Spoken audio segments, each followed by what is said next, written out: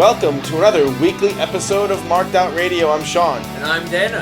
And we kind of have a special setup this week. For the first time ever, we are recording on location. We happen to have just gotten back from Fan Expo Philly. And we'll be sure to cover that on the rest of the show. But first, there has been some news since last week. Pro wrestler Sabu has died.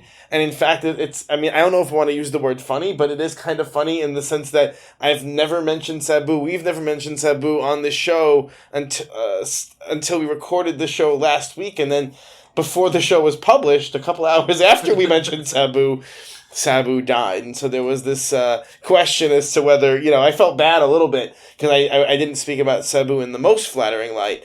And then he went and died. I think it was kind of rude of Sabu to die after you made that comment. And all I really said was that, Jeff Hardy was a better version of Sabu, and I stand by that. I think it's true. It's just, I felt bad. You never want to talk badly about someone when they die, but no. There is kind of an interesting thing that happened yet again surrounding Sabu. Naturally, when someone dies, there is an uptick in the demand for their autographs. It's pretty normal.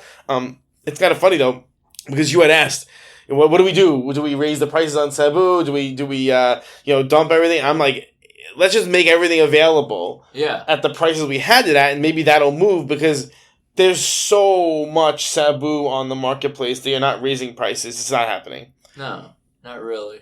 I mean, we moved some Sabu. Yeah, we moved. I had some ECW WWF promo style edits of the ECW promos where the border around the guy is barbed wire instead of the generic WWF promo style.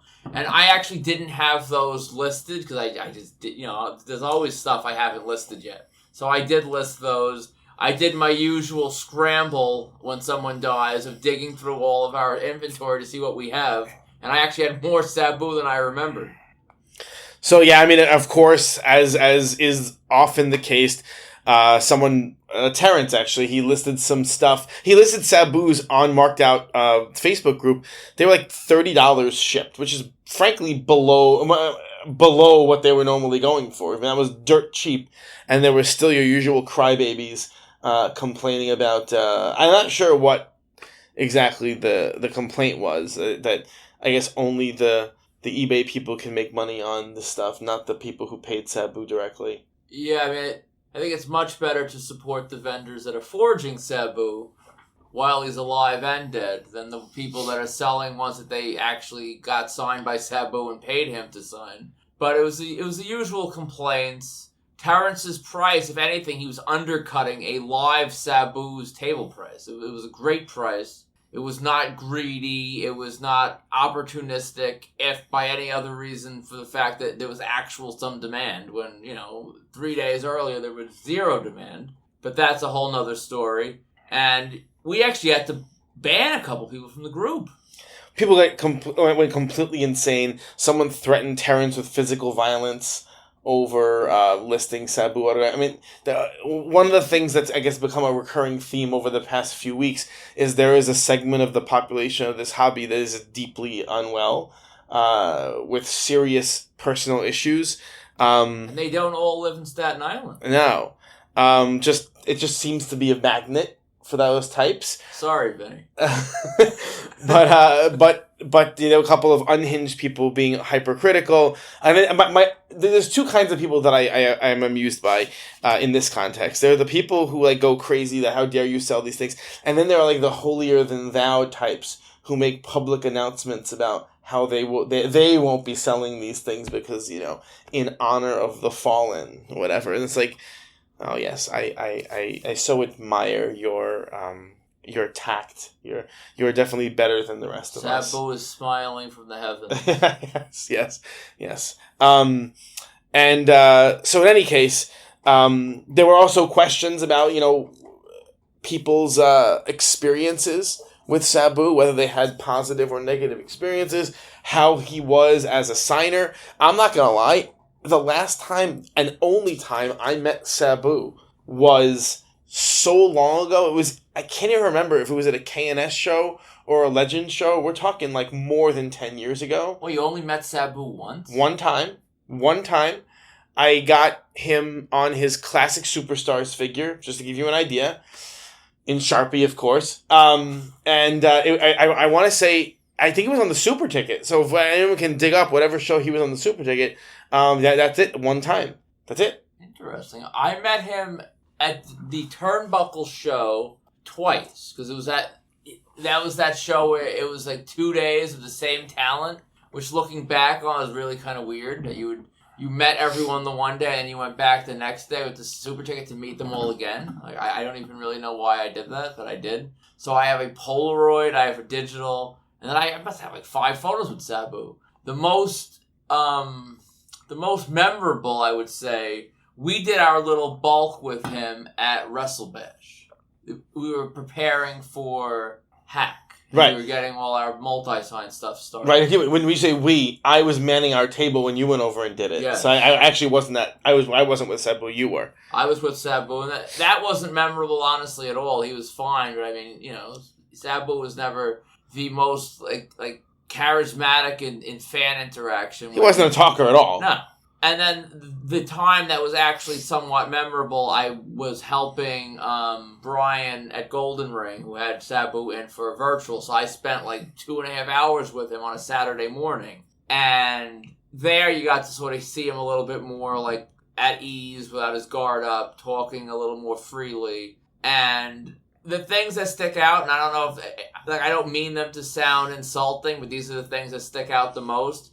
Sabu, I remember, hated inscriptions because he was not a great speller, or maybe that was just his excuse to not want to have to write all that crap. And he would act like he wasn't a great speller, but simple things were like a struggle, sort of, I remember. And then I understood why the whole inscription game was never really his bag. And he also, which now seeing this whole thing, it's a little more like his retirement match with Joey Janela. I remember someone on the virtual asked him if he wanted or envisioned any sort of a retirement send-off. And I remember he had some vision that he was going to I don't want to say he believed it would happen, but I think he sort of was there's a type of outlook where he thought he could speak it into existence maybe. And I know he wanted to do an angle with or at least a match, a one-off with Brock in a WWE ring.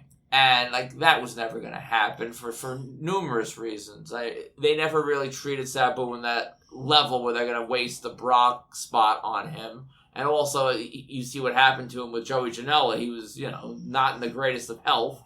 But it was just interesting to hear him sort of, envision what he wanted his final chapter to look like. And it just sort of makes you think a little bit more now. I don't think he really wanted the Joey Janela thing that really wasn't very glamorous or, that important. But, yeah, I mean, nothing bad to say about Sabu. R.I.P. He's an interesting case study, right, in that he was enormously influential. He captured a moment that you could argue very few people have, in the sense that, he was uniquely identifiable with a particular style. There were people who, he was that kind of chaotic, extreme sort of style. He did it first, and he was very different from everyone else. The problem was he was just extremely limited because he could only do that. And so he could never really elevate himself above that to do something else, because there was always just sort of, for lack of a better word, I remember back then, there were all these debates on what's good and what's not good. And I remember what there were the people who used to call what Sabu did garbage wrestling. That was a term that was pretty commonly thrown about. And so he could never really elevate himself above garbage, because without garbage he didn't really have anything to bring to the table. And he was so he did garbage probably better than anyone, I think. Yeah, if I think garbage wrestling in ECW, and there's definitely guys that come to mind, I feel like Sabu had a flair and a grace to what he did that a lot of the New Jacks maybe Well, I mean, New Jack was just an inept person. The Sabu was not inept. He wasn't. He was extremely skilled in my estimation. Yeah. There was just a ceiling on what he could do. Yeah. And I mean, to be fair, part of that ceiling was self-imposed because of significant. Like, he had severe addiction problems that people try and like pretend weren't as bad as they were, and that they were very, very bad. But regardless, it's weird. We're so accustomed to seeing people like dead at 60 as wrestling fans as being normal, when 60 is very young to die. And just on a hobby level, like, and I don't mean this as like as simply like a shill for our products, but if I was starting in the hobby tomorrow and Sabu was dead, I don't really know if I would start like an ECW project. To me, he's one of those people that you kind of need, and I think it's interesting. It'll be interesting to see how like reunions with ECW go in the future when you take out like. I mean, Sabu and the Sandman are the core of every ECW reunion, right? And you need those two, and now you don't have one. And I mean, if you want to start an ECW project, we do have multi-signed prints with Sabu available. Yeah. we have a few left in stock, and we didn't even raise the prices. No, they're not yet. Okay. And so, mea culpa, we did actually miss an email report last week, so apologies to David. And it was funny because he actually had a report for something that no one else reported on. He went to TWA Wrestlecon in Philly. Happens to be where we are now. He met Ric Flair, Manny Fernandez, Tony Atlas. Tony is great. Tony's always great. Great guy. Very funny. Tony is great to everyone except like beginner pro wrestlers. That's a different story. But always a good time with Tony.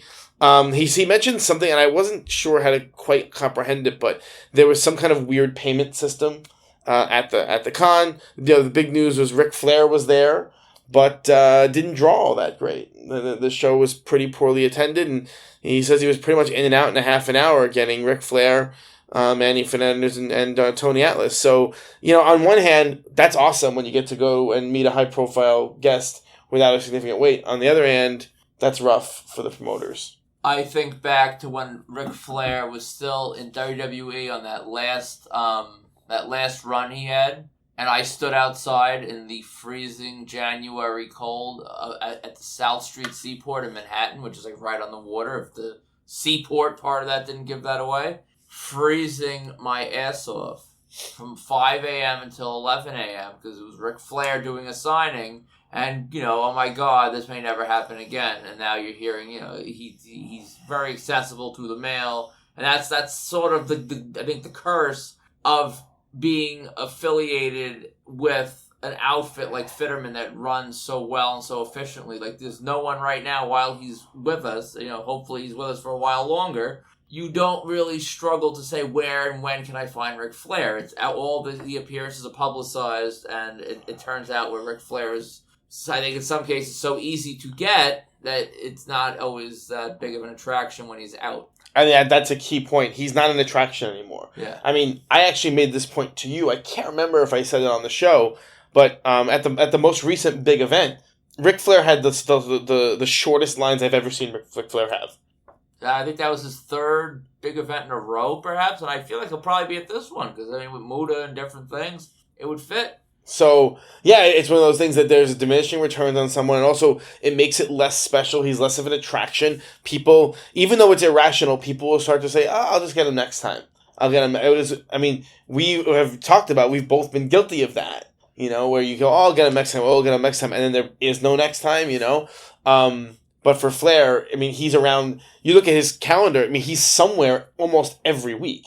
He's just traveling back and forth around the country, signing his face off, and so it's you're going to start seeing him draw less and less and less, and that's I don't think it's anyone's fault. That's just a reality of continuing to make appearances. So he didn't really draw. I remember when Legends of the Ring brought him in that first time when he first started doing those public signings, and the lines were around the block. Yeah, it was such an extraordinary thing. I think the autographs were like $35 or $40 too, some really low number, but it was great. Also, this week Vinny had a few meets. You took care of those. Yeah, Vinny met sports media personality Bob Costas, and he added him to a print that he has already signed by Hogan and Hillbilly Jim and a lot of other wrestling personalities. And it's completely sick and probably a one-of-one with Hogan and Costas. So that is really cool. Vinny is always the man with those 8x10s that are just filled up with awesome signatures. And he went with he also met Manu Alpha Jr. and added him to, I believe, those 8.5x11, those like access style mats. And he added Alpha Jr. to that, and that is just filling up really, really well. And as usual, Vinny is out there doing just cool things. So thanks for always sharing. And then we had a report. Didn't get a ton of attention on the group except from me, which I popped for it. Zach with a C, different from the other Zach. He met Penn Jillette at Bookends. I'm gonna be honest. I was at Bookends last week. I didn't even see signage. I didn't even know Penn Jillette was gonna be there. I would have gone. They gotta promote their stuff better. Come on, Bookends. I'm a huge Penn Jillette fan. I love Penn and Teller's bullshit on Showtime. I'm a huge Penn and Teller fan. And so I would have loved to go see Penn Jillette. I was very, very jealous of that. Of the book and the photo op with Penn Jillette. I really have to keep my eyes open for hopefully something with Penn in the future, because I was very jealous of that. That was super cool. I really need to, you know what it is, I'm on Bookend's mailing list, and as soon as I see the emails come in, I immediately delete them without reading them, which is my fault. But also, they send too many emails. That's a whole other thing. And I feel like if you send too many, then I won't read any of them. But yeah, sick meet with Penn Jillette. I'm very jealous. Yes, very cool. And not to be outdone, I was out, as I am starting to see as a pattern. I'm out most weeks doing something. I met Luis Angel Acuna, the Mets starting second baseman, and I'm pretty sure I butchered the way his first name is pronounced. So Greg 2600 and Marcus Brandon and all the other ones that usually critique my pronunciations, they can have at me for that one. But he was on Long Island with Coach's Collectibles, and it was his first public appearance. And I don't typically design, because as you guys I think know, I design like all of our marked out collectibles edits. I create largely from scratch. You know, I take each piece and I put them together. And I decided to do a baseball one. And we're not selling baseball stuff. I doubt we ever will. This is basically one-of-ones for my personal collection. And I did one for Acuna that I liked so much. I am going to start making this, I think, my staple for, like, Met appearances. So I did that. That turned out really well. The appearance was great. The fans really, everyone that saw my print was really, they liked it. That I even texted you joking around, like, let's get into the baseball game. Hard pass. That was at Mulcahy's? Yeah, Mulcahy's. So, yeah, Mulcahy's in Wonton is a pretty cool venue. It wouldn't surprise me if... Was it upstairs or downstairs? It was downstairs. Yeah, so it's a pretty big area downstairs. It's a big space. So, and that place does really a ton of bar business at night. But during the day, it's empty, and so I could see other places, vendors using that as a venue. I'm not interested in getting into the baseball business, only because, truthfully, the pricing on baseball guys is so volatile that it's impossible to figure out how to price it out.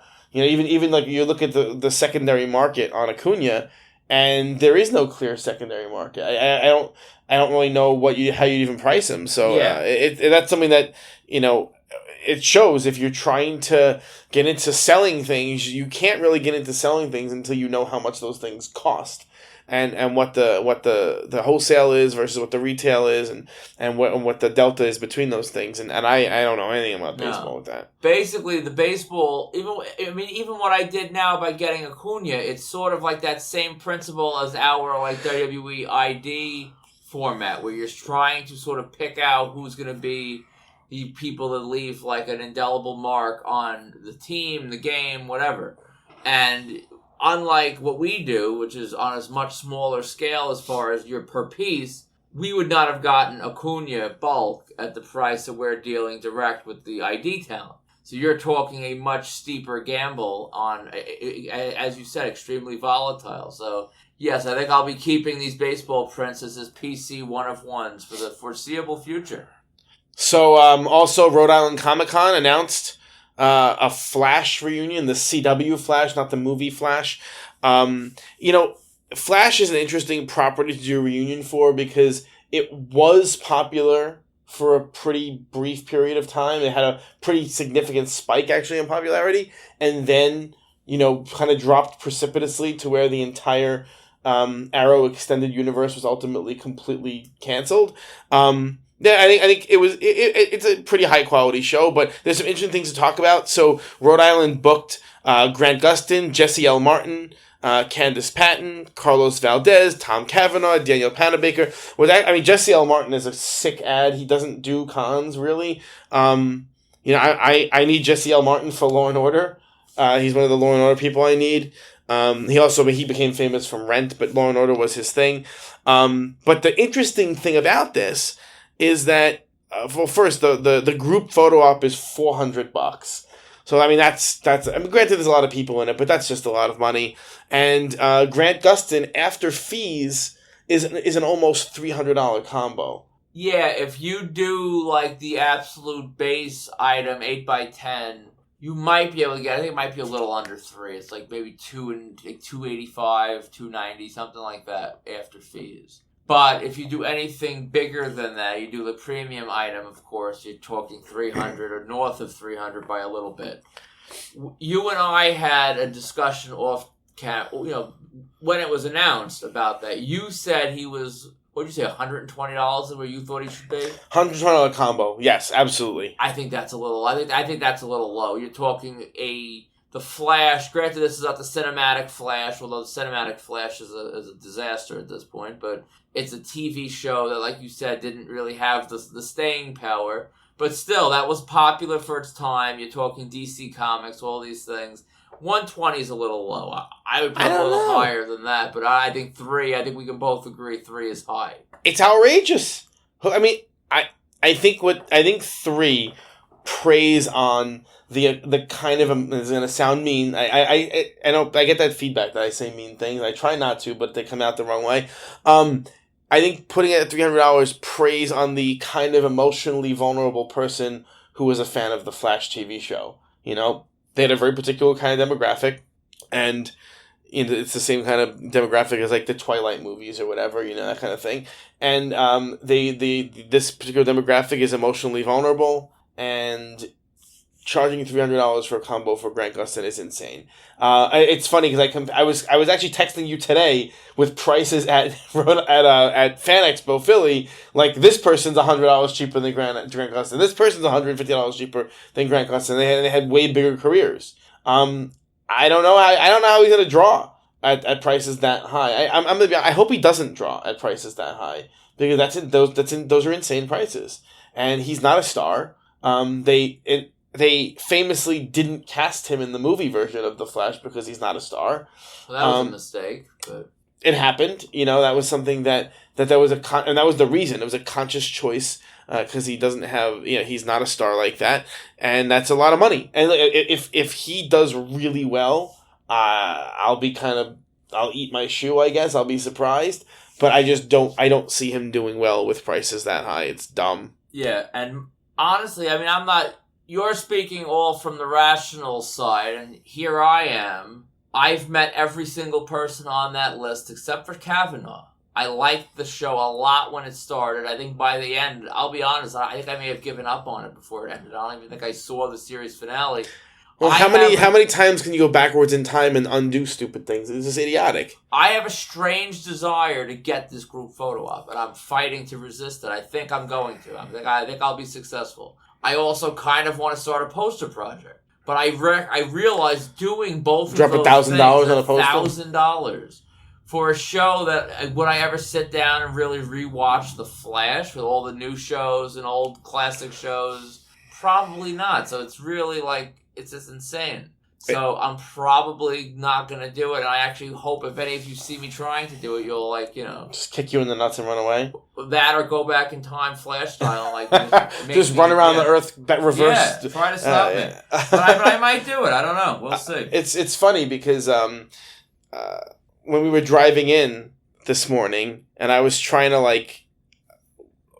I'm trying to think what were we talking about with this thing. I'm trying to remember. I think at this point I'm so cooked from the show. I don't remember what we did this morning. No, because I remember making fun of the idea of paying for a Grant Gustin combo. I don't remember what the thing was that I made fun of, but it's just something that I can't wrap my head around. I can't wrap my head around doing. So I guess at least Charlie Cox doesn't seem so unreasonably priced. Well, isn't that funny, right? I mean, you look at Charlie Cox. We were criticizing Charlie Cox, and this is another level. So yeah, at least Charlie's on Disney Plus right now, being somewhat relevant. I don't know. Fanatics Fest also announced. I mean, this was really unexpected entirely. You know, they when they did their first round of announcements, they put out a whole graphic with all their WWE talent at Fanatics Fest, and then everyone was pretty confident this is it for WWE because they put up this like finalized. Oh, I know. graphic. I said that on the air here 2 months ago or something. I'm like, oh, well, at least we know the WWE lineup is finished, and you know, it is not because they added John Cena, Seth Rollins, Becky Lynch, Dominic Mysterio, who I've been waiting for a long time, and Alexa Bliss. And so those are some pretty damn big names to be added to this lineup. And the tickets go on sale this week. Yeah, I mean, in general, what's of those names, who would you actually want? So, I don't need Cena, obviously. I don't need Rollins, because I did get Rollins way back in ROH when he was Tyler Black. I can't remember if I got him in the ROH show or if I got him in LA. I think I got him at the ROH show. Well, you didn't do that Shield I did not do the Shield signing. I skipped it. At the Roosevelt Field Mall. I skipped it. Becky Lynch, I don't need. We did the book signing. Dom Mysterio, my number one talent in WWE right now. I'm Dominic Mysterio's biggest fan. I know it's going to sell out quickly. I really, really, really need this Dominic photo op. And Alexa Bliss, I don't need. So, I might get Alexa Bliss. I definitely want Dom, and I might get an updated Seth Rollins because he just looks so different from when I got him. And if he comes in, honestly, if he comes in with one of his cool get-ups, it could be an interesting one. What about you? Crap, you've actually got me considering Seth Rollins now, who I have like 4 with. But if he comes dressed like Prince, it would be pretty cool. Definitely getting Dom if the Fanatics gods will allow it. And I don't end up in a queue 7,000 from the front like I did last time. Yeah. I'll be back on my laptop, hoping for the best. More on that later. I absolutely want Dom, and now you got me thinking about Seth. I might have to hit up Ira, see if Ira wants to split a fancy closed Seth. We will see. And in other news, back to Coach's Collectibles. They should be cutting me a check this week. They're getting a lot of publicity. But they made news. They initially hyped an announcement that was the biggest announcement in the history of their company. And we've seen promoters make a hype like this, and it doesn't really ever live up to it. I initially and instantly guessed David Wright. David Wright was teased that whole thing was interesting. He was teased by the Woodbridge Brewing Company. And they made a hype post with a silhouette of David Wright. It was clearly David Wright. I think they even announced pricing. And then it just never was mentioned again. And when people would ask them in comments on other posts, what happened to that announcement, they just never acknowledged it, which is to me always a sign of a really great and stand-up business. But whatever. And I know David Wright does a lot of privates with Coach's Collectibles. And sure enough, the next day he went on Facebook Live, and it lived up to the hype. At least for me, it's David Wright's first ever public signing. And quite frankly, when promoters say possibly the last, you kind of roll your eyes. But I don't know. I mean, he hasn't done one in this long. He's doing it now to coincide with his number being retired at Citi Field. Would you be confident that he would ever do another one? It's hard. On one hand, once they get a taste of that public signing money, it's hard to let it go. On the other hand, some of these people, if they don't like doing it, they do it one and done and they're never seen again. Yeah. So what's the pricing on that? It is I believe, I know what I paid. I paid $350 for a combo, a flat combo. I believe it was $199 photo op, $199 for the flat autograph if you wanted them a la carte.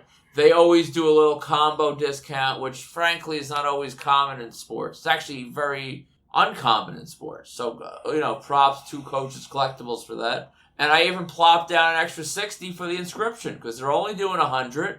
And to get, the Captain America, something cool on the piece, I figured might as well do it right. So you got suckered into the marketing. I did. Because now I got the Acuna print with an inscription. So now I think I need every metallic I design 11x14 with an inscription because they won't look symmetrical. in my Atoya folder that I'll probably never ever take out besides when I flip through to put the next one in. I did it.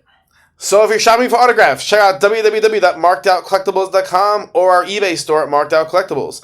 To contact us for any reason, please email markedoutcollectibles@gmail.com or join the Marked Out Collectibles official marketplace on Facebook. All links are in the show notes on Facebook and Substack. And if you want your event, product, or brand advertised on episodes of Marked Out Radio, reach out to us today at markedoutcollectibles@gmail.com. Also, please subscribe on YouTube, Spotify, or Apple Podcasts and leave us a rating or a review. You can leave on Apple Podcast a rating and or a review or both. You can leave on Spotify a rating, and on YouTube you can leave comments or thumbs up and thumbs down. We appreciate all of your feedback. So now on to the main topic of the show, and the reason why we're recording from a hotel room in Essington, Pennsylvania, late at night on Saturday. We went to Fan Expo Philly today. So overall, what did you think of this show? You remarked the first thing you noticed it, and then once you said it, I couldn't unsee it. When you walked through the doors, when you saw the way they laid everything out, it felt very much like an NYCC type of layout. And if you've ever been to NYCC, you could visualize what I'm describing and what you pointed out. And honestly, it was extremely smooth. I missed the shipment deadline by a few hours, I think, because I procrastinated. Why wouldn't I procrastinate? And I had to pick up the badge at will call. And that took all of maybe 27 seconds. I activated my badge another 15 seconds. And, the queue was inside. They actually let us in and onto the show floor maybe 20 to 25 minutes earlier than advertised. We got in by around 9:35. That's almost unheard of. So on that level, I don't want to jump too far ahead, but I thought on that, I was completely blown away. It was really, really well run and smooth on that level. Yeah, it's very hard to argue with the level of organization. The aisles were very nicely spaced out and organized. The lines to get into the building were the easiest I've ever experienced. I shouldn't say that. There's some of the smaller shows, but for a large scale convention center show, it was easy to get in and out. Parking was expensive. It was like $35 to park, which is unfortunate. But other than that, it was a really, really, really, really, really well run show. That being said, I think it's a very interesting show, and I think that we have talked a lot about why the Philly market kind of gets abused. That they're, this is going way back years when Wizard World would, keep in mind that these Fan Expo shows are really the descendants of the Wizard World shows. They're the same. They were bought out by Fan Expo. And Wizard World Philly was always the weakest of the Wizard Worlds in the area. Fan Expo Philly has been, is nothing compared to MegaCon in Florida or Fan Expo Dallas or Salt Lake City. The Philly shows have had weaker guests, and we couldn't figure out why. And the truth of the matter is, this show, for a show with the lineup and the budget that this show had, it was, by my estimate, very poorly attended. I wouldn't even say poorly attended, very poorly attended. It's actually shocking how we walked in at 9:35. Okay, just for reference, there are shows that New York Comic Con is almost an unfair comparison. There are other shows when you walk in at the beginning, in Rhode Island, for example. Yeah. 2 hours before doors at Rhode Island, the lines are wrapping around the block.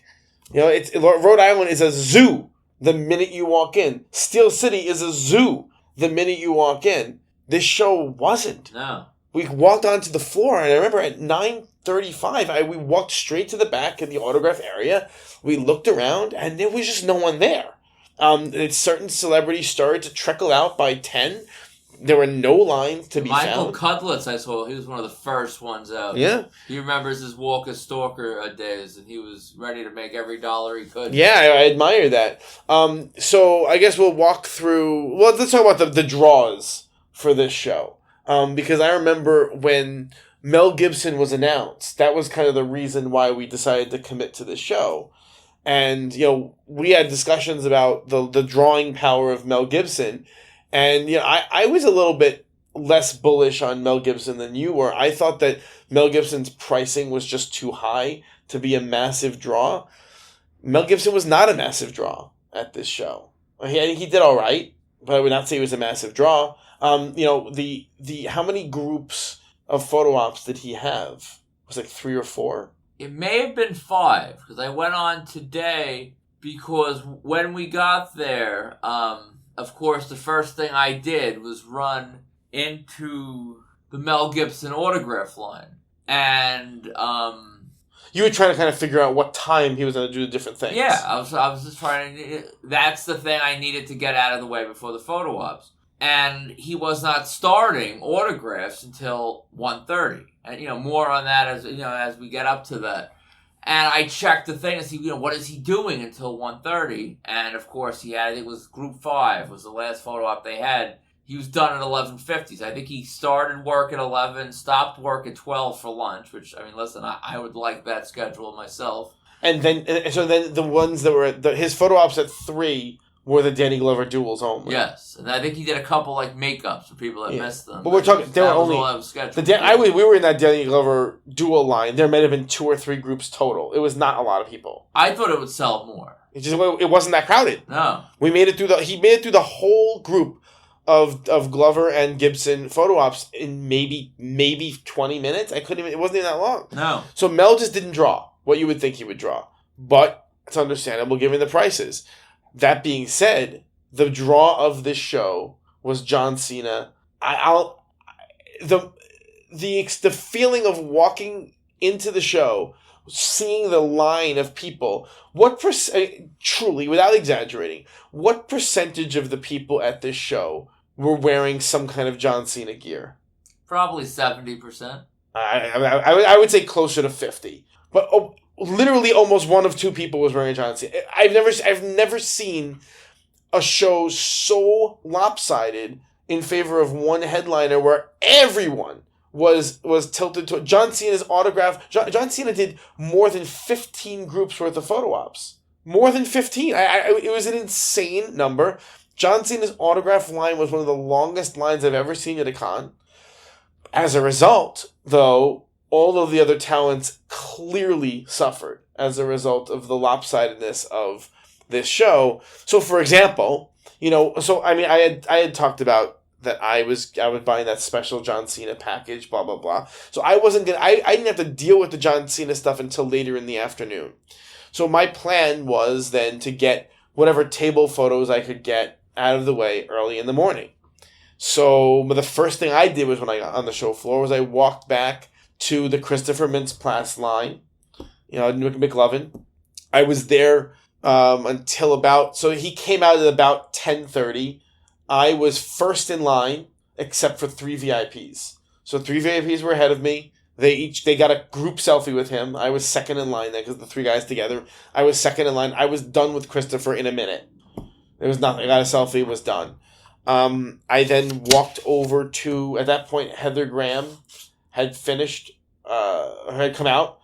I was maybe 5th or... No, that's not true. I was maybe 10th or 11th in line for Heather Graham. I waited in that line for maybe 15 minutes, maybe. Got my photo with Heather Graham. At that point, I had anticipated to spend some of the morning waiting in lines. And I ended up doing that because I'm waiting in line for you. But I just didn't have to wait in line at all. And I was done with my table ops. At that point, I did John Carpenter pro photo at 11:30. I'm very proud of you for finally getting John Carpenter to photo up. Yeah, I definitely, it was definitely almost a weekend at Bernie's moment. It was actually very nice.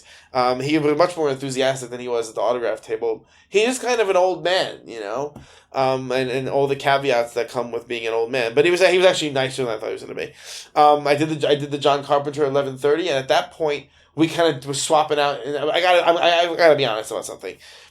That the way that they formulated that Mel Gibson line. It was very physically uncomfortable to stand in it. The people were so close together. And, I don't know, maybe you didn't feel it when you were sitting there, but the guy, right behind me, his, backpack was, pressed up against me. And I was feeling very, very, very, very constrained. So, whatever. I was in there. I was not happy about it. But who'd you have to do? I had to do John Cena. I did the John Cena photo op. I wasn't backstage. I wasn't having an experience with him. But I did get a photo op. Which, by the way, I was a little disappointed. I bought it largely for I wanted jorts, I wanted hideous shirts, I wanted wristbands. I wanted wristbands and title belts and dad sneakers, which is the staple of his current run. And honestly, I think all we really got were the dad sneakers and the hat, which was I think less about gimmick and more about just covering the bald spot. But yeah, on that level, it wasn't what I wanted. But It was good. Cena's always great. I kind of believe him when he says this is it. I think this is probably it for him. Maybe they'll drag him out in 2-3 years to do some one-off at Mania. Who knows? But as far as a run goes, I think this is it because I think his Hollywood career will allow him to stay away. And it's nice to have him immortalized as he looks now. And so, no regrets. I got Cena. I also got Kate Mulgrew. I did as well. That was actually a funny thing. So, I'm a huge Kate Mulgrew fan. Between Star Trek and Orange is the New Black, I just really like her. And so her op was at 12:40. So I was in line for you for Mel until you finished Cena. Then I tagged out, ran over to do Mulgrew. I finished Mulgrew, ran over to you, tagged you back out, then you finished Mulgrew. Really, we were a well-oiled machine. It was like a Rockers tag team. We were tagging in and out.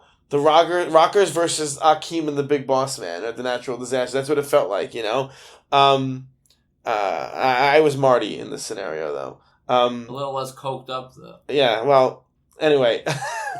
I did eat the big splash from Akeem.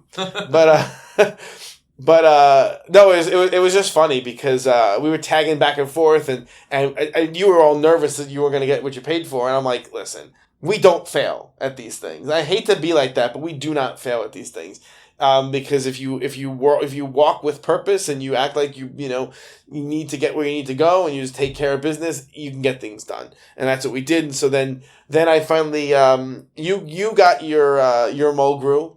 I also got Gutenberg. Steve Gutenberg that's right. I finally got. Yeah. And, Gutenberg, I have no idea how. I think he rejected Lanzer and I at least once on Broadway. I've never had good luck with Gutenberg. Then he did a bunch of cons I've done, but he would always only do Sunday. There's just been a long line of just failures. I've not been able to get Gutenberg. Finally got him today. He was nice. And then I almost forgot for Cena... A big shout out and a thank you to Zach Linder who allowed Ira and I to cut with him as he was about 10 away from the curtain, and we went right through. And not to give anything away, your time was now. Yes, my time was now, but it wasn't even my time. It was Zach Linder's time. and Cena remembered Zach. I'm gonna let Zach tell the story, but Zach knew Cena from WWE when he worked there, and him and I were texting back and forth over the week, and he was we were just joking around about, will Cena remember you? And I get Cena's an actor and this and that, but I think Cena genuinely remembers Zach. Cena is I'll expand this in a few minutes, but a very, very highly intelligent person. It's very obvious. He's a very interesting character, that guy. But yeah, we made some great time. We got a ton done, and then I tagged out. After you got Mulgrew, I tagged out again. Who else did I get? My 2:30. No, after that was it after that was just. Once I came back from Mulgrew, I was just set on Mel's line. You didn't have to tag back in. No, I don't even know if I don't even know if I knew where you went at that point. I mean, I definitely walked around. I did a loop around the convention floor, and I'm very proud of myself. There was never a moment where I felt even the slightest urge to buy anything. So I feel like I am experiencing sort of a personal renaissance, where I didn't even my wallet didn't even like twitch in my pocket at all, which was nice. And then I'm trying to think what I had next, because I did we did the Mel Gibson Danny Glover duel at $250. You just like dropped from the heavens when I walked out of my Mel autograph line. I don't know where you were. Yeah, I mean, what else did I do? I don't even remember. I was just walking around. Well, listen, before you pat yourself on the back too hard, that's Barry Horowitz gimmick, and we respect Barry Horowitz on this show. Yeah, we don't make fun of him at all. No. But anyway, all the people that impersonate him on his Facebook account. The vendors sucked. I mean, let's be honest. They had Elite figures that I saw at Target last week for $20 for $40. Like, it wasn't hard to not buy anything there. There was nothing cool like those giant like rock sculpture things that we bought in Connecticut a few years ago. There was nothing really cool. But yes, I didn't buy anything either, so it's always a good day when you don't waste any more money. But my Mel experience, 130, I mean, I was annoyed with 130 because I had all these other pro ops, and I, like you said, we don't usually fail, but I was anxious. I was out like 6 and change, which is my own mental health issues doing that. But I was out 6 and change, plus out a bunch of photo op money. And it's one of those things, you start missing photo ops, or you miss the autograph. What do you do? What money do you want to lose? And obviously the $600 autographs trump everything else, because you lose a $100 photo op. It's less painful. And thanks to Sean and some different things, I was able to do both. And sure enough, by around 1:30, there was movement in the like little tent area, because all these big names, they can't be like out, because God forbid someone zooms in on the not even the optical zoom of the phone, the digital zoom, so you get a blurry photo of Mel looking like he's like 80 years old. I mean, that would be so terrible. But he was in his little tent, and it started moving. We got in. Mel was cranking. He honestly was a lot weirder in the autograph room than he was in the photo op room. But in the autograph room, I had my full-size Patriot poster, which I am definitely going to frame and hang on my wall in the very near future. It'll definitely happen. And I got an 11x17 Lethal Weapon. I let him run with the same blue deco. I was thinking like, oh, him with paint pen, maybe that's the greatest idea. But like on the Lethal Weapon, it needed to be paint. It wouldn't have shown up otherwise. And I figured, screw it, let's run it with the full size and hope for the best. And he hit it kind of on a weird angle, but it looks good. It pops good. That's like my favorite color pen. I just hate that it's Staten Island blue. But I mean, it's a beautiful pen. I'm not going to let anyone ruin it. And it was good. Mel seemed like he was like afraid to sign. Like where he was going to sign on the Lethal Weapon was dark. He didn't think it was going to show up. So he like cautiously tapped it and made like a mark. And then he's like, ooh, it works. And then he signed. He's like, it's weird, but it worked. As if he had never seen a paint pen when he had just used like 10 while I was in the tent. But whatever. He's an odd dude. He is. So all was good. I came out. You were there. And then I waited. I actually made a sale because we got new Mick Foley Ultimates and stuff. ABC always be closing. Yeah. Right? So I had a sale from yesterday that I hand-delivered. I was about to ship it, but listen, that's like $9 shipping, guys. I'm not just going to pay that for no reason. When the guy saw his Philadelphia address, I'm like, hey, you're not going to Fan Expo, are you? And sure enough, he was. So I hand-delivered it. It's really good service. I love that. Yeah. The top-notch customer service, by the way. I was witness to that. So the Mel photo op was interesting because I know that when he was in Orlando, there was a whole like, don't touch Mel, don't get close to Mel. Mel very clearly it very much reminded me of like the Orlando Bloom situation from New York Comic Con. He doesn't really know how to interact with strangers. So he almost looked pained on his face. Like, what do I do with my hands? So he would like cross them in front of him, then he would put them at his sides. And I was watching, like, when people got next to him, he would like do 4 or 5 different things with his hands, not knowing what to do with them. But So what ended up happening was... He was telling me to steal third. People started, like, just grabbing him around the shoulders. And he didn't flinch. He didn't feel bad about it. Actually, some ladies in front of me, he actually hugged them back. He was very friendly. If you looked at my photo, he has this grimace where he doesn't appear to be friendly, but he was actually very friendly. He was talkative in the photo ops. It's just his face and his mannerisms are just a little bit odd. He's just a little bit of an odd guy, and it's just interesting because we already experienced that this year, or I guess the end of last year, with Orlando Bloom. Some of these people, you know, when you see them in movies or on TV, they appear normal, and then when you stand next to them, there's just something a little bit off with how they interact with others. So, but I thought Mel was totally fine. You know, Danny Glover's the nicest guy ever. I did mention though afterwards that I think for the first time ever, he's starting to really look old. You know, he started to, because Danny Glover is always this, you know, strong guy. He always looked younger than he was, and now he's really a little bit starting to shrink, I guess is the word that I would use, and which is a shame because he's like the nicest guy ever. Super enthusiastic the whole time. Yeah, you can't say anything bad about Danny Glover. I mean, I didn't need this group photo. I had both of them already photo op wise, but I mean it's Lethal Weapon. It's Riggs and Murtaugh. How do you not get it? And to Class 316's chagrin, Mel was a closer shave than he was when we both got him, like, years ago in different... He got him, I think, down in, like, D.C. I got him in New York. And he sort of had, like, the Santa Claus beard. This was more like the homeless bum beard, you know, on the side of a highway. So he looked a little more groomed, I think.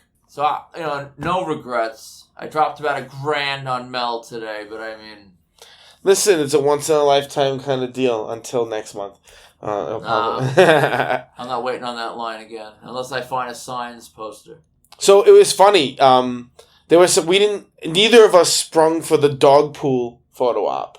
I haven't seen the newest Deadpool movie, so Same. I'm a little bit removed. I know the dog pool thing because I do see social media and stuff, but I didn't really know exactly what I guess this is a funny looking dog that's in the movie. But they do offer photo ops with the dog. But what was really strange, and this, you should talk about this because it was much stranger to you than it was to me. If you pay for the photo op with the dog, there's like the dog's owner just standing there smiling in the picture. Yeah, you have this random guy just holding the dog, like smiling. I mean, he's smiling in the photo, and like initially I sent it to you, and I'm like, "What the hell is this?" And then I started thinking about it, and like there were limited like options to really make this like better. I mean, you could have put him in like a green screen kind of like suit. And had the dog appear to be floating. Actually, that's the best option. Sure, I agree. Funny. Yeah. You could have put him in a Deadpool suit, but I mean, he kind of looked like, Deadpool if he lived at like Krispy Kreme for a couple of months. So that probably wouldn't have really been aesthetically what people wanted. And at the end of the day, I'm not really. I like dogs. I like ugly dogs. You know, ugly dogs are fine. But I'm not the person in the street like, oh, there's a dog. I'm gonna try to touch your dog. Can I hold your dog? Like, I don't really care. I've had dogs. I like dogs, but I mean, I feel like you now going up to the pawn shop owners.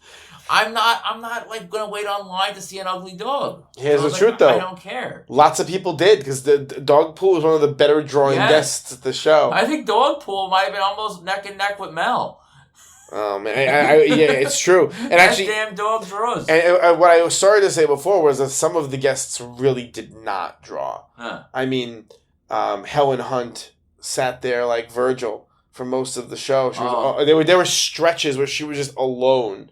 It was uncomfortable. McLovin honestly was alone most of the show. I was baffled by it. He's maybe someone can like chime in on this. I don't understand. He's a pretty fascinating case because like. Superbad was a huge, huge movie.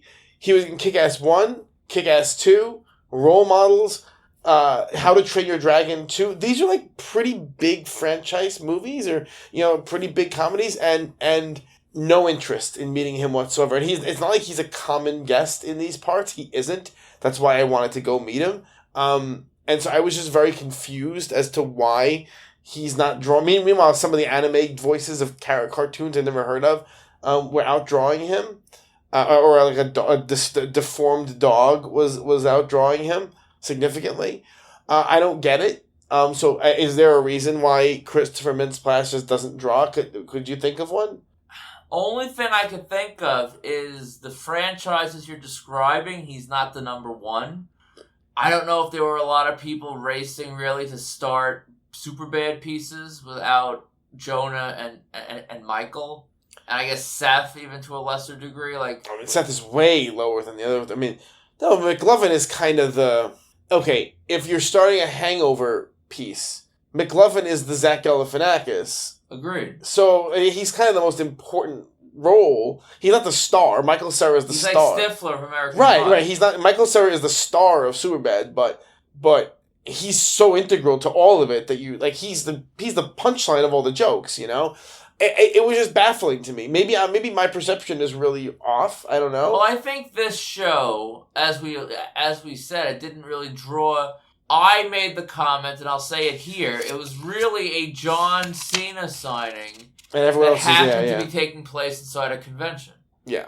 So you had people that were, they were online for John Cena, which comes with a lot of time and a lot of money. Same with, Mel didn't draw super well, but he had a pretty big crowd. Yeah, he did. It was healthy. So it becomes a thing of people don't have money or time to meet McLovin.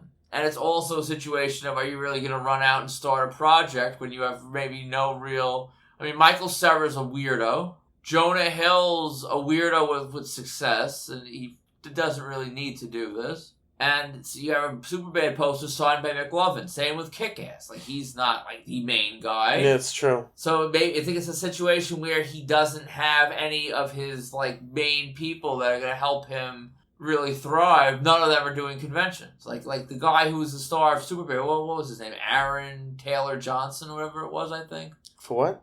For Superbad, for Kick-Ass, sorry. Oh, yeah, I was like, what are you talking about? For Kick-Ass. Yeah. What the hell's that guy doing? He did Godzilla, he did a couple things. He should be doing conventions, he doesn't. Michael Cera should 100% be doing conventions, he doesn't. So I think he's kind of just a number 3 in a lot of things, number 2, number 3, that just doesn't have the support, and no one wants to start projects. That's fair. It just have him have no line is crazy for me, Heather Graham kind of drew poorly also. She did. Here's the thing. Her prices were very high, though. I have a funny Heather Graham story. I kind of laughed at you. I don't know if you knew I laughed at you, but I did. I laughed at you about Heather Graham. You were very excited always.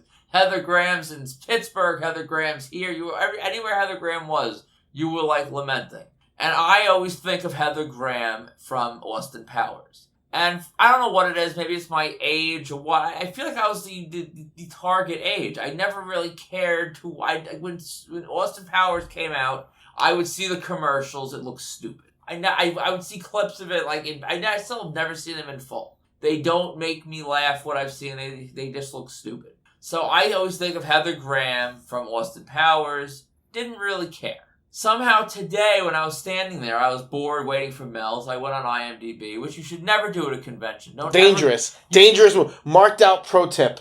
Don't go on IMDb when you're at a con. You'll never talk yourself out of spending money. It's always the opposite. And I remembered, I thought, holy crap, she was the stripper that married Stu in The Hangover. And that was a memorable role. I love Hangover 1 especially. I love Hangover 1. So then that changed everything. And then I'm like, well, listen, I need to get Heather Graham. So what do? I text Ira Nobler. I'm saying his full name because he deserves to be shamed for what he did. I text him, listen, I think we should split Heather Graham. So he says, okay, let's do it. So that's nice. Okay, I'll let you know when I'm done with Mel. So I'm waiting for Mel. You already heard what happened with Mel. All good. I come out. I do my sale because customer service here is, paramount. Paramount, yeah. Absolutely. So I did my exchange. We walk over, and up comes Ira Nobler, bouncing over. Honestly, the most energized he's been all day. He's like, where were you? I just got Heather. So I look at him, I'm like, what the hell do you mean you just got Heather? We're supposed to split her. He's like, oh, well, I didn't see you. So I'm like, why didn't you call me? He's like, oh, well, I did. And then he's like, oh, then I checked my phone. He didn't. He's like, oh, sorry. And basically what happened was he, panicked or whatever he did. And he just got it himself alone and paid full price, which in turn meant I had to pay full price. So I'm not happy. I'm not happy. If Ira's brakes end up cut between next week, it's not me. I promise. Just kidding, Ira. I love you. It's fine. What's so funny about Heather Graham is like she was in Bowfinger, she was in Boogie Nights. These are like significant roles of the era. Boogie Nights especially was a huge movie. A huge kind of cult classic role. I wasn't a huge fan of Boogie Nights. I got to rewatch it. That was a huge movie. I was not thrilled with it. And so she had a bunch of things that she was kind of an it girl for a minute there, and I wasn't really an Austin Powers person either. What I truthfully I knew her from Bowfinger. Have you ever seen Bowfinger? Not as like an adult that I can remember. I probably did as like a rental. But... I have a weird connection to Bowfinger. So, one of the main tracks from the Bowfinger soundtrack that's featured in the movie is a one-hit wonder song called "Legend of a Cowgirl" by a woman named Imani Coppola, who was my next-door neighbor growing up. I was friends with her brother in high school. And so the year after I graduated in 98, she graduated in 97, and Bowfinger came out in 99, and that was her song that was like featured in this Hollywood movie. So a bunch of us went to see, Bowfinger because she was featured in it. So I know her, and so it was like a weird thing. So of course I went up to Heather Graham. And I'm like, did you know the soundtrack to Bowfinger? And she looked at me like I was a complete lunatic. She had no idea what I was talking about.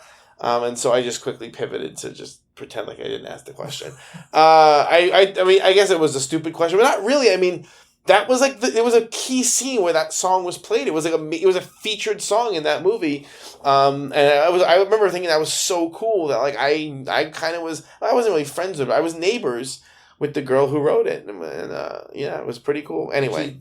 Did she talk to you from like over the fence, Home Improvement? Oh no, nothing like that. Interestingly, she would always practice her violin and stuff. She was like a multi-instrument musician. You could always hear her playing some kind of instrument practicing. Oh, you must have hated her. No, she's freaking amazing. Actually, she's really, really, really, really like genius level talented. Right out of high school, she gets signed by Columbia Records.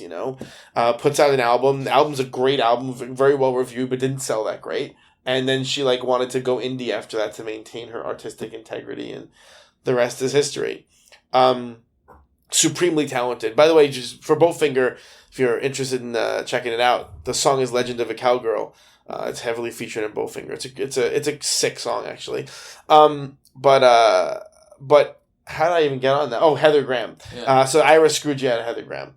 Long story short, and then the last piece was, every time I walked by a Helen Hunt's table, I kept hoping to see people there. There just never were any. I was happy to see her hit the convention scene. I liked Twister a lot.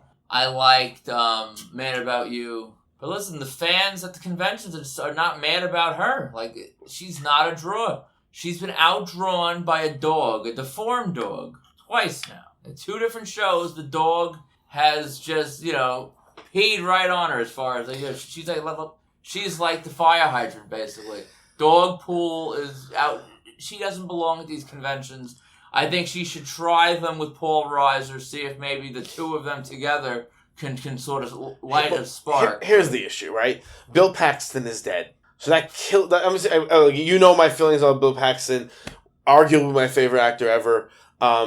Bill Paxton being dead hurts anyone's draw for Twister automatically. He's Twister. Then I agree. Put her out there with Paul Reiser. See what happens. Will she ever draw as well as Paul Reiser? No, because he has the sci-fi thing too. But at least give people that chance. And Mad About You was wildly popular, hugely popular. It got the reboot. It got that recent reboot, which means it definitely had some level of interest. But give them a shot to run together. They're both doing the circuit. Somebody make it happen. Just to give her a chance. Give Helen Hunt a fighting chance at drawing some money. She has no chance of drawing money by herself. Or at least keep her off the same lineup as the dog. Yeah, God. And then, in other news, I got the voice of Fievel. I'm still jealous of Zach Linder because his was just better over in Kansas. I mean, Don Bluth is a legend. I'm saying. So yeah. But I gotta say, I don't want to make any accusations, but the math at that table, it was one of those situations where it was $40 for your personal item, and then $20 to add a selfie. So I was ready. I had my 320s in hand, which I mean, in and of itself is kind of insane. I know you're judging me right now, Sean, that I plugged down $60 to get the voice of Fievel the mouse. Well, especially because you're getting a photo with a voice actor. Whatever. I'm opposed to photos of voice actors. So as I have my 60 in my hand, which I mean, I never pull the money out. Marked out pro tip.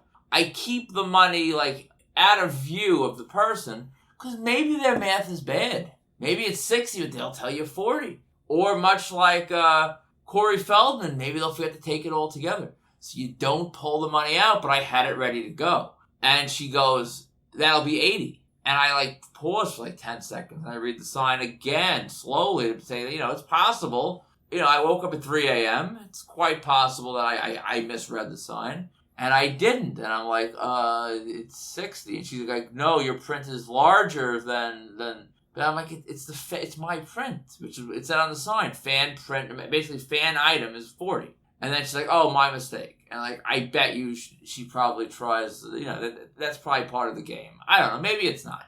And it's just bad math. Maybe she woke up at 2 a.m. and the math was just bad. But I got the voice of Fievel. I just need Don Bluth. Yeah, that's putting the cart before the horse a little bit, but that's all right. So overall, final thoughts of Fan Expo Philly. Would you go back? I would absolutely go back, but we're not final thoughts yet. You got the main event. Oh, true. How did I forget the John Cena thing? Okay, so I'll go into the John Cena story. This is what happens when we freewheel a little bit.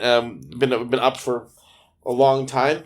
So I never really revealed here what the item was that I was going to get signed by John Cena. So I had found on Facebook Marketplace, someone was selling a replica spinner belt. And these are a little bit hard to come by now. You don't really see them around too often. When people sell them on the secondary market, they do go for $600-$700 sometimes on eBay. The asking prices are high, and often the condition is pretty poor on these. And I found a dude selling on Facebook Marketplace, a little bit far away from me. Especially since you were on a cruise ship at the time. I was on a cruise ship at the time, so I'm frantically texting Dana from a cruise ship. Can you go, I'll sell you the money, can you go pick up this belt from this guy a few towns over? And within an hour, the guy was a terrible negotiator. I mean, he was, for some reason, I told him, I was like, someone will be contacting you, they're buying it for me. And he responds, I have another person interested. And I'm like, no, it's me. It's me. I'm buying it. Just someone else is going to give you the money. You should have told him that the person's name was Jerome. It would have made more sense. I would have. But yeah, no, thank you, Dana, for going a couple towns over, picking it up at a police station. Honestly, it was in shockingly good condition. He even he provided a little extra baggie with a couple extra stones in case they fell out. All the original packaging was there, all the original bag, everything was freaking flawless. So, sorry for that. And so that was my item. So I ended up going with that instead of a figure or a print or anything. I went with a spinner belt. And so the honestly, the setup for this backstage Cena thing was very confusing.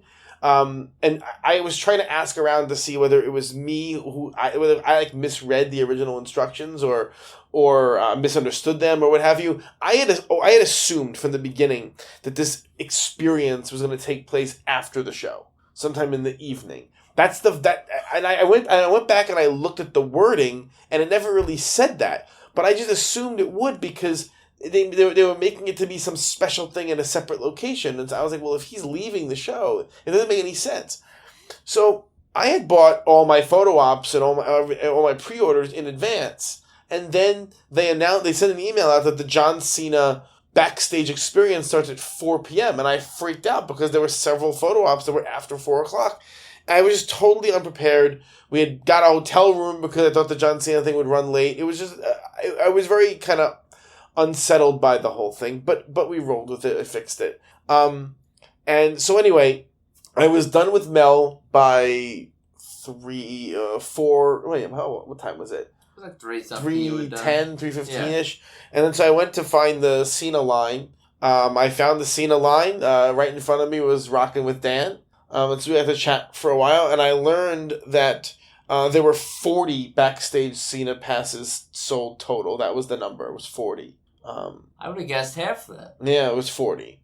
So 40 times $800, right? So it's not a bad chunk of change. It's a nice little nut. Yeah. So anyway, the way it was supposed to be was Cena was supposed to come at 4:00, do the signings and the selfies at 4. Then we would get marched into the front row of the Q&A. So you're texting me, and others are texting me that Cena is now by 4:00, nowhere near finished with his line in the main autographing area. So 4:05, 4:10, 4:15, 4:20, we're like, what is going on? And finally they told us that he was finishing up his autographs in the back, and we were going to do our meet and greet after the Q&A, not before. So I'm like, okay, whatever. So it doesn't really matter. So they put us in the front row of the Q&A, and I poor Rockin' with Dan. He was panicking a little bit. He had a flight to catch, and having to wait until the end was a little bit of a time crunch, but everything worked out okay. But anyway, the Q&A was great. Now, of course, anytime you go to a Q&A, there's always weirdos asking stupid questions. There was a weirdo who proposed to his girlfriend during the Q&A. It's funny, the lady who was sitting next to me at the Q&A, she whispers, I would break up with someone if they did that to me. So, and I think that's how most normal people would react to be proposed to at a John Cena Q&A. But the young lady seemed to really like that. So it all worked out. He really took the question and answer part of the event to heart. And you could see Cena wanted to spontaneously combust on stage. It was terrible. But overall, the Q&A was a lot of fun. He gives very politicized answers to everything. That's just how he is. So he has no favorite opponents. He has no favorite matches. Everything is, my favorite is the thing I do tomorrow because I can't wait to see what happens next. That kind of thing. And that's his shtick. But he's so good on stage. Something really interesting happened. A young man in the audience during the Q&A, he got on there and he really, how can I say this? He poured his heart out in a way that was uncomfortable. That he feels his life is directionless. He has no hope. He's in a bad place. He's suicidal. All of these things. And he's saying this to a crowd of hundreds of people. And you could hear the air kind of get sucked out of the room. And I was sitting there I was just shaking my head. I can't believe this is happening, And I felt really bad because you start to realize that someone as a celebrity, like a John Cena type, he must get this happening to him at least semi-often where people think that he can impart some kind of wisdom. And he's a professional wrestler, okay? If you're looking to a professional wrestler for some kind of wisdom about how to find meaning in your life, that's so deeply sad, it's actually hard to fathom. And so, and everyone it's so funny because in that moment, everyone in the audience felt it. No one was laughing at this guy. No one was making fun of him. It kind of got quiet and felt uncomfortable. And Cena just grabbed the bull by the horns and tried it as best he could to steer this guy in a positive way. And it just shows, number one, it's one of the pitfalls of celebrity that those of us who aren't celebrities probably don't think about. That you have people putting their lives in your hands in ways you never asked for and certainly don't deserve. And he really was great at answering the question. He was really, really gentle. And he wasn't pandering. He was life affirming. Cena's a really smart guy. There's no way to say he's a really smart guy. He really knows how to talk to people. He has this unbelievable magnetic charisma that's hard to even explain. He commands your attention. He easily just commands it with his facial expressions, with the way he moves, with the way he speaks. He has total control all the time. Kind of a genius almost how he does it. And so that was interesting to watch. So anyway, his Q&A was 30 minutes on the nose. At that point, they bring us backstage, very well organized. Now at the time, I felt kind of bad because Beckett was doing witness autographs the whole show. And so I was trying to coordinate with Beckett to witness my John Cena signing, and they kept changing the time, so it was really hard. You did me a solid. You gave the guy my phone number, I guess, and he was texting back and forth, and I was trying to get the Beckett guy to come back to the John Cena area, but then, like, the guy got lost, and it was a whole thing. He finally made it back as I was getting in there. So I get in there, and you're allowed a quote up to 8 words. They really weren't policing that, so if you did more, Cena would do whatever. And you got to spend, I would say, a solid 2.5 minutes. You probably could have stretched it longer if you wanted with Cena in the backstage area. It was definitely the most... The people who were getting him in line today, you got 3 seconds with him. He was flying. As you pointed out, you said you saw some of the autographs that were coming through his main line. They looked fake, basically, because he was flying so fast, right? Yeah. He was great. He took his time. He did the quote. He chatted. He talked about whatever you want. And so I was curious what the ultimate backstage selfie was. And what it was you give your phone to one of the employees, and they just are snapping photos the entire time of your experience. So I probably have 40 or 50 photos of my backstage experience with John Cena. And then afterwards, you take several posed photos. He would do a couple different poses, whatever you want. I'm not good at posing like that, so I just got the one pose at the end. But there are people who did all kinds of poses with him, with the hands and the knuckles and everything. And yeah, it was super cool. I got him to sign the belt. So if they were letting you do like 8 to 10, 8-word quotes, which Bible verse did you go with? I got "You Can't See Me." The 17-time champ is here. Is what I got. And I used a beautiful premium gold deco. It shines like the sun, right? The marker looks great. I was spending most of the day tortured over whether to use white Sharpie paint, silver deco, or gold deco. These are the questions that keep me up at night in this hobby, and I'm very happy that I went with that gold deco. I paid like $8 for that gold deco pen. It's one of the premium ones, which we really don't even use that often because the premium ones have extra metallic like flakes in them to make it shinier. And it really looked great. It looks awesome. You're going to put a picture up in the show notes, right? I will. Because I'll probably end up maybe I'll post the belt to Facebook. I just forgot to even take a picture. You'll got to send me the picture of it too. I didn't even take a picture of it. I'm like ridiculous with that. Just make sure you wrap it in plastic so the mildew doesn't get on it. Yeah, oh God. But honestly, I don't regret it at all. I have no complaints about it. I can't even say like, oh, I in some way was already expecting it to be a negative experience. It really wasn't. Cena's team and the Fan Expo team were highly, highly organized and professional. There was never a moment. Some of these experiences and some of these whatever when you're paying tickets for shows, we were standing in lines. Especially at large shows where this anxiety is created by the unknown. They're not telling you anything. No one knows anything. This show wasn't like that. They knew what was happening. They were clear in their instructions and clear in their expectations. You knew what to expect because they were clear. A manager was running. It was not some volunteer running the Cena signing. It was a manager. She was outstanding. She communicated clearly. There was no mistaking what she was trying to say. And then when you have a talent like Cena who goes out of his way all the time to be just an exceptional guest at these kinds of shows, he made it a great time. So for me, it was worth every penny. As much as I feel weird saying it because I was going in expecting some kind of catastrophe, it was about as good as could be. I'm glad it turned out well for you. I think that I've said to a lot of people privately and to your face that it would have been, I think, I was actually looking forward to you getting like some terrible, terrible experience. I knew your meltdown would be hilarious. But you've had a couple like borderline meltdowns the last couple of weeks about all different things. So it's probably good that you got to just be happy and The only melting down I had on this trip was the traffic out of Philly after the show. It took us 30 minutes to drive 3 blocks.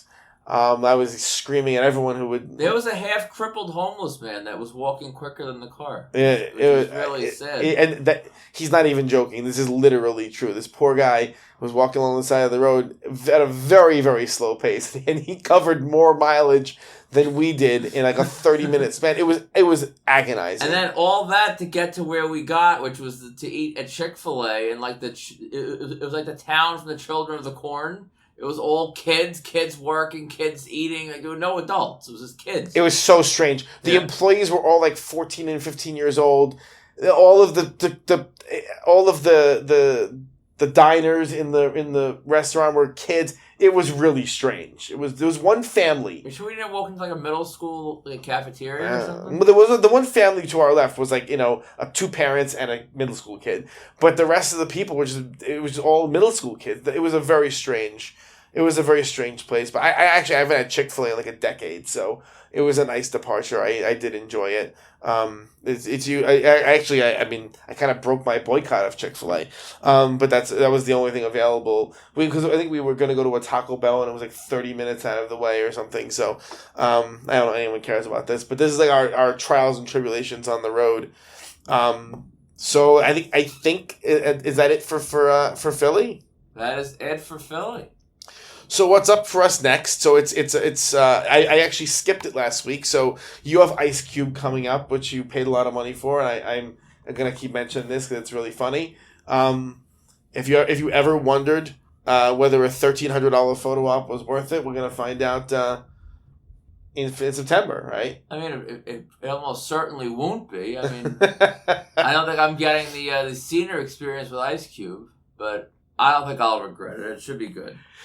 What else we doing? We're doing Fanatics. I'm gonna give this week the tickets go on sale again. They're adding more of the ones that were sold out last time, and then they're gonna add the new ones. So I will once again jump in the queue and try to get. My goal is to get the Cody Rhodes photo op. I want the Dominic Mysterio photo op. I want a Damian Priest photo op, and I guess I'll take a Seth Rollins photo op too if it's available. But I really will be happy with a Cody and a Dominic. Will I get them? Probably not. I mean, I can't stress enough. I didn't have an opportunity last time, so it wasn't like you and I have to be on a better, clear page of what we're doing. Like now, I know the two you want. You know, I want Costner. Costner, yes.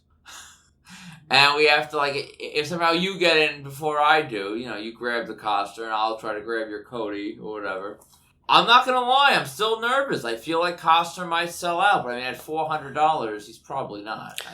I mean, look, I'm afraid of Dominic selling out. I mean, Dominic is... I think Dominic will sell out. To me, he's the top guy in WWE right now as far as being entertaining. He cracks me up every time I see him. I genuinely laugh out loud when I see Dom. I mean, let's be honest. If these go on sale, I don't know what time they go on sale. I'm going to assume noon. It's a perfect time for your unemployed wrestling fan to buy things. By 4 p.m. or 3 p.m., everything WWE is going to be sold out. Autograph, photo op, everything. It just will. Costner... Maybe not the Trish Stratus stuff. Maybe not. Costner, I'm hoping, will be more of like a Joe Montana, where he's a huge name at a huge price, and it doesn't really sell out quite so quick. And on a bad note for me in my pocket... They're also releasing more Dwayne Wades. So if I'm able to get Costner for the low price of $400, I have no reason not to get Dwayne Wade for the even lower price of $300. So, no, hopefully it works out. Yeah. And no, we've been stalling on this. We can finally make our Wrestlecon announcement, our formal Wrestlecon announcement. So, I guess you do Friday, I'll do Saturday. You got it. On Friday at Wrestlecon from 2:30 to 5:30 p.m. we will be joined by, I'm going to go out on a limb and say it, the hottest new tag team in professional wrestling, Swipe Right. Brad Baylor and Ricky Smokes, they are coming to meet you, even your ugly girlfriends. I don't think they mind. They are all about the high probability. They want to swipe right, and they want to get as much action as they can, so they are ready. They will be signing autographs. They will be taking pictures. They might even make fun of you and laugh at you behind your back. Yes, all you cuckolds out there who want your wives and girlfriends stolen. Yes, they are coming, and in all seriousness, they are extremely, good guys. They're rising stars. You see them on NXT. I don't think the ID program is even supposed to be this instant gratification. Like, I don't think they ever really expected to be on NXT this quick. No, they're catching a lot of fire on social media. Yeah. Their segments are great. They're really good. They're really funny. And their segments are doing well in NXT. That's the thing. So they're going to keep using them. I think there's not going to be many talent besides ours that are actually on active WWE TV at Wrestlecon. That's just not the way these things work. I'm going to go out on a limb and say we're probably going to have the only ones who are actively on WWE TV. Well, there's one more coming that we know about from a friend of ours. True. Yeah. True. That's right. And so that's our Friday lineup. That's August 1st at August WrestleCon. 1st, the day before my birthday. And then on your birthday, August 2nd, from 10:30 a.m. to 1:30 p.m., we will be joined by Sean Legacy and Jackson Drake. So Sean Legacy has been tearing it up on NXT lately to an incredible degree. Really showing some legitimate star power there. He has that triple threat match this week, right? The number one contender for the North American title. I gotta start watching NXT again. I haven't watched it in years. He's killing it. He looks like a star. He works like a star. The crowd went crazy for him on NXT last time around. We are thrilled to have Sean Legacy at our table at WrestleCon. And of course, we love working with Jackson Drake. Jackson Drake, 2 years ago when I saw him on Instagram, like, this kid is insane. And they put him on, they put him on these shows. He's been killing it on Evolve. He's of course a member of the Vanity Project with Swipe Right. And this whole little stable they have going. Jackson's a hoot. He's a really funny kid. He is. A great personality. I think people who meet Jackson will have a really good time. He's he's both humble and funny at the same time. It's funny. I wish I could tell some of the jokes and repeat some of the stuff he said to us, during our last signing with him, but I can't. But he just has a great sense of humor. He's really funny. And I'm excited to work with him again. Yeah. And I mean, I think I'll speak for myself. You can comment however you want. We've done a handful of public signings, like not counting any of the private stuff. It's like the public signings where fans can come and meet the talent that we have. I've never been so personally just excited and happy with what we put together than I am now. Like, I am confident that a year, 5 years from now, when we look back at who we brought to WrestleCon, these are going to be TV names that you are going to be able to say, wow, they were at Marked Out Collectibles booth, back when. So I'm very, very, very excited about this, and I think this is going to be really, really cool. First con appearances for these guys, Yeah. And that's it. You can get them now while they're available. Unless you want to meet them at WWE World in a couple of years for 3-time surprise. Or Fanatics. Fanatics Fest. So yeah, I'm really happy about it. I think it's going to be great. Driving back and forth to New Jersey 2 days in a row will give me flashbacks to Olivia Hussey. But maybe we do have to look into a hotel. We'll see. I gotta see how much I can get it for. If under $100, it might be worth it. If anyone knows, if anyone wants to put us up in Newark. Listen, this is Mick Foley and Owen Hart style. Yeah, Marked Out Collectibles can do. Maybe we could do a podcast from the comfort of your living room. We might be in exchange. An experience, backstage experience. Backstage experience with Marked Out. So whatever. If anyone has any ideas, because I don't really want to drive back and forth to Newark, but I will if I have to. I'm super excited. It's like it'll be here. It'll feel like it'll be here tomorrow. It'll just fly by the next couple months. I'm very excited to see who else WrestleCon announces. I mean, this con is insane for what they've already announced so far. They've already announced Will Ospreay, Sting, Kazuchika Okada, Abdullah the Butcher, Rikishi, the Hardy Boys. I mean, this is already they're 3 months out and they've already announced top tier names. So. I already know at some point I gotta get away from our table to get Ospreay and Okada. Like, I absolutely, as a fan, I need those two guys. So I'll be finding some time. Yeah, we got the inside scoop on a couple more talents that will be announced, and people are going to be blown away by some of these names. I mean, High Spots always runs a phenomenal show, and they never disappoint with their lineup. So this ever. Huge. They're always great. So I'm really excited for that show, and I mean we'll be working the table, and we'll have a lot of time to explore it, but we'll manage. And we're gonna have to honestly take the boys around on a tour to shake hands with the legend at some point too. So which will be fun. I like come on, Brad, let's go meet Abdullah the Butcher. I think maybe we could have Brad meet Hack. Oh God, when worlds collide. So if you're shopping for autographs, check out www.markedoutcollectibles.com or our eBay store at Marked Out Collectibles. To contact us for any reason, please email markedoutcollectibles@gmail.com or join the Marked Out Collectibles official marketplace on Facebook. So the signings we can talk about right now, or our upcoming stuff, we have Sean Legacy and Cappuccino Jones, a private signing that's happening in June. The pre-sales are up. Feel free to order. I mean, Sean Legacy we're going to have in August, but if you can't get to Wrestlecon, we have Sean Legacy stuff available in June. Cappuccino Jones, I don't know where he's going to be. He's a slippery guy. He's not been on the East Coast that much, No, I mean, unless you're down in Texas, Oklahoma, places like that. You're not seeing Cappuccino, so I mean, are we ever going to see Cappuccino again? An hour on a signing level? Probably not. So take advantage of it now. We have Marcus Mathers again. We have Jackson Drake, private signing in June, as well as the public signing in August. Smiley Kylie Ray. Will she be smiling when we get done with her? Hopefully.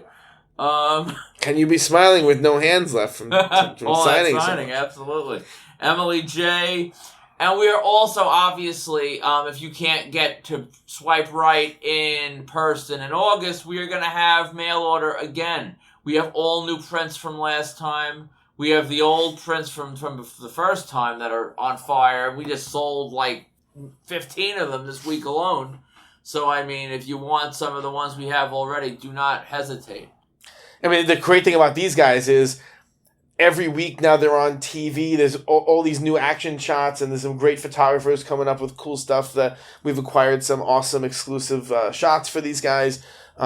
Great stuff. I'm very excited for all of it. And then, obviously, in November, we have Iron Mike Tyson. Send in your items to us, except for your, the bitten ears. We don't want any ears, but everything else is good. We have prints. We have all sorts of things we'll be adding as it gets closer. We're good to go on Mike Tyson. So that's, I guess that's it for our first ever, possibly only ever, on location recording. How'd you think this went?